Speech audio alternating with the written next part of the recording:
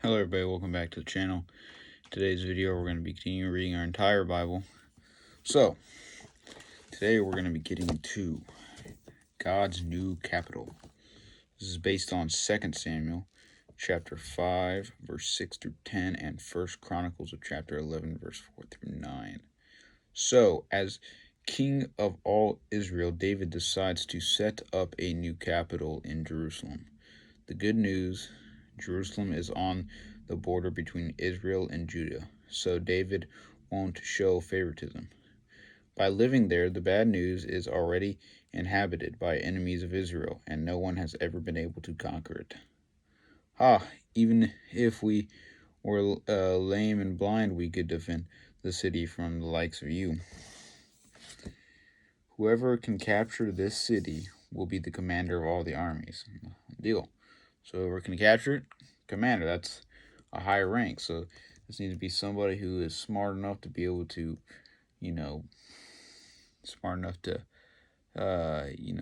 come up with a plan to somehow get through this, because they have great walls, great mighty walls. So somehow sneak into there and take them from the inside. So they put together a pretty good plan. The night Joab and some of his men find the waterway that leads out of the city, kind of like a sewer. Yuck, crawling through the sewers. We'll be unclean for a month after this.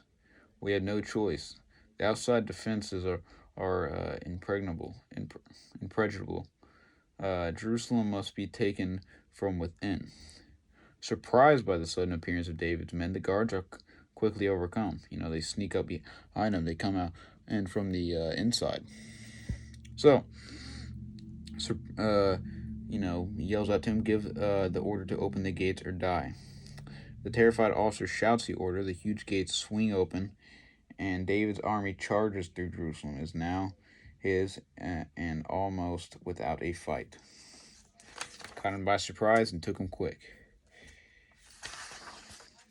So we're going to read the next one, called Temple Dreams. This is based on 2 Samuel chapter 7 and 6 through 7, as well as 1 Chronicles chapter 13, 15, 17, Psalms chapter, because you remember David wrote Psalms as well, chapter 24, 96, 105, and 106. So Jerusalem is now the capital city of Israel, but David wants a spiritual capital as well. It is time to give the Ark of the Covenant a permanent home. Ever since the Philistines tried to capture the Ark, it has been kept in Kiriath Jearim. David wants it brought to Jerusalem. Unfortunately, the Israelites have forgotten God's instructions for moving the Ark. As they transport it in ox cart, the oxen stumble. Ark from falling and touches it. Stumble. One of the guards reaches out to keep the Ark from falling and touches it.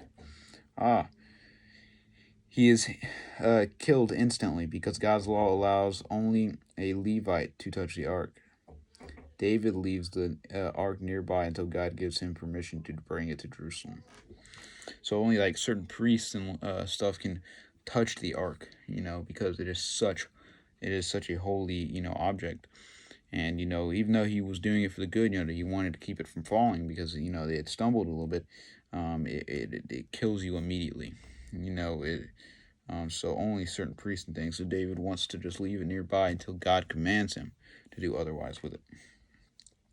When David tries again to bring the ark to Jerusalem, he pays attention to the Lord's instructions. He assembles all the priests of Israel with instructions that only the Levites may touch the ark. The procession is accompanied by the finest music in the land, who play and sing songs of praises to the Lord. Give thanks to the Lord, for he is good. His love endures forever. Let the heavens rejoice. May the earth be glad. Sing for joy to the Lord, because he rules in righteousness. Give thanks to the Lord. Call on his name. Let all the countries know what he has done. Sing his praise, seek his face, and never forget his wonders. And that's something we can do now, even listening to godly music and things like that. Don't be embarrassed. Don't be shy of what other people might think. If you sing praises and, worship the Lord. And, don't be afraid. All right, and then when they reach the Jerusalem, David is so overjoyed that he dances and sings in front of the parade. Lift up your heads, you mighty gates, open so the King of the glory may enter. The Levites put the ark in the tent in the center of the city, but that doesn't feel proper to David, so he calls the prophet Nathan and for a discussion. It doesn't feel right for God's house to be in a tent while I live in a palace. I'd like to build a temple to God. That sounds like a great idea. I'm sure God would be pleased. But the next day, David, wait. God spoke to me last night. He said that his temple must be a house of peace, and you have been forced to be a man of war. You cannot build a new house for him. But don't worry. One of your sons will be the man of peace, and he will build a house for God someday. Great is the sovereign Lord, for giving me such a promise. Thank you, O God. And with your blessings, my house will be blessed forever.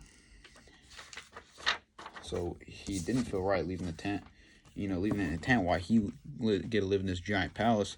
But, it needs to be a place of peace, It's, a place of righteousness, a place of holiness, a place of peace. Not war, not destruction, not death. So, unfortunately, that surrounds David just because of how things went for him. So, one of his sons will be the man of peace, and he will build the palace for God. So, and we'll see what happens next. I've covered the story before, but, it doesn't hurt to cover it a second time. Sometimes when you read, a story again, you might learn a new thing or two, that you might not have learned before. So thank you guys for watching. As always, take it easy. God bless, and I'll catch you guys next week.